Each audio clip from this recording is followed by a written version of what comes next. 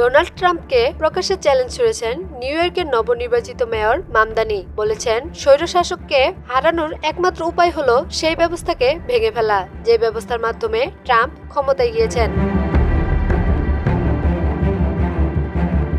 ট্রাম্পের দীর্ঘদিনের সমালোচনার মুখে থাকা মামদানি তার বিজয় ভাষণে ট্রাম্পকে নাম ধরে সম্বোধন করে বলেন, এ বিজয় পরিবর্তনের ম্যান্ডেট। আমরা ট্রাম্প সহ তার সমস্ত পরবর্তী ব্যক্তিকেও আটকে দেব। তিনি ডোনাল্ড ট্রাম্পকে উদ্দেশ্য করে বলেন, আমি জানি আপনি এই ভাষণ দেখছেন, আপনাকেই বলছি ভলিউমটা বাড়ান। মামদানির অনুমান সত্যি প্রমাণিত হয়। ভাষণ চলাকালে ট্রাম্প নিজের ট্রুথ সোশ্যাল অ্যাকাউন্টে লিখেছেন এবং শুরু হলো।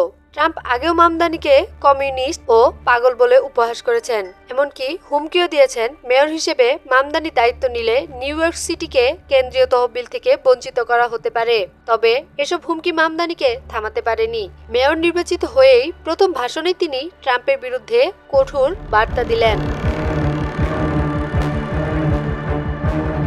মামদানি আরো বলেন, তার প্রশাসন ভূমি বাড়ি মালিকদের জবাবদিহির আওতায় আনবে, কারণ আমাদের শহরের ডোনাল্ড ট্রাম্পরা অনেক বেশি স্বাচ্ছন্দ্যে ভাড়াটিয়াদের শোষণ করে চলেছে। তিনি আরো বলেন, আমরা শ্রমিক ইউনিয়নের পাশে থাকব, শ্রম অধিকার বাড়াবো, কারণ আমরা জানি যেমনটা ডোনাল্ড ট্রাম্পও জানে।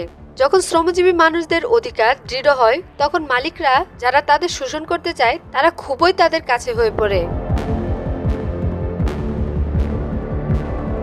মামদানি ঘোষণা করেন, নিউ ইয়র্ক থাকবে অভিবাসীদের শহর, অভিবাসীদের হাতে গড়া, অভিবাসীদের শক্তিতে চালিত, আর আজ রাত থেকে অভিবাসীদের নেতৃত্বে। তিনি ট্রাম্পকে উদ্দেশ্য করে বলেন, প্রেসিডেন্ট ট্রাম্প, শুনে রাখুন, আমাদের কারো কাছে পৌঁছাতে চাইলে আপনাকে আগে আমাদের সবাইকে ডিঙিয়ে যেতে হবে।